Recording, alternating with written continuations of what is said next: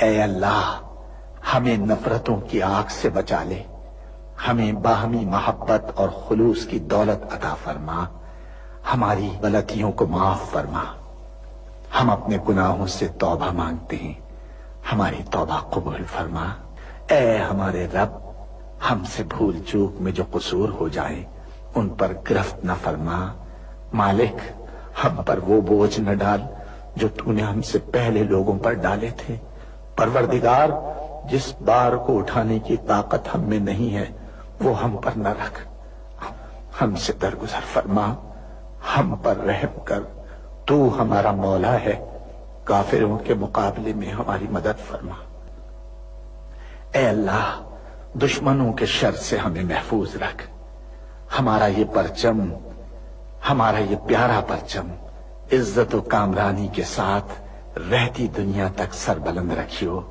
اے اللہ، اپنے رحم و کرم سے اور اپنے فضل سے اس سرزمین پاک کو معدنیات اور قدرتی وسائل سے مالا مال فرما دے۔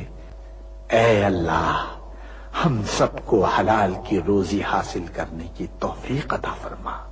اے اللہ، ہماری سرزمین پاک کو ہر برائی سے پاک کر دے اور ہمارے ملک کو ساری دنیا میں عزت و شوکت عطا فرما دے، اور پاکستان کو صحیح معنی میں اسلام کا مضبوط قلعہ بنا دے۔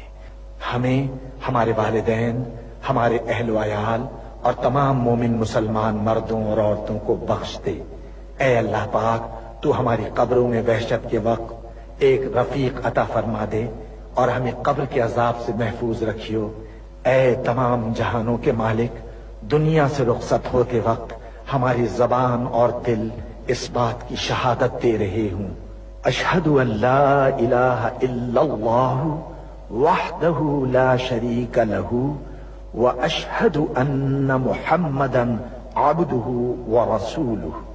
اے تمام جہانوں کے مالک، ہماری دعا قبول فرما لے، آمین یا رب العالمین۔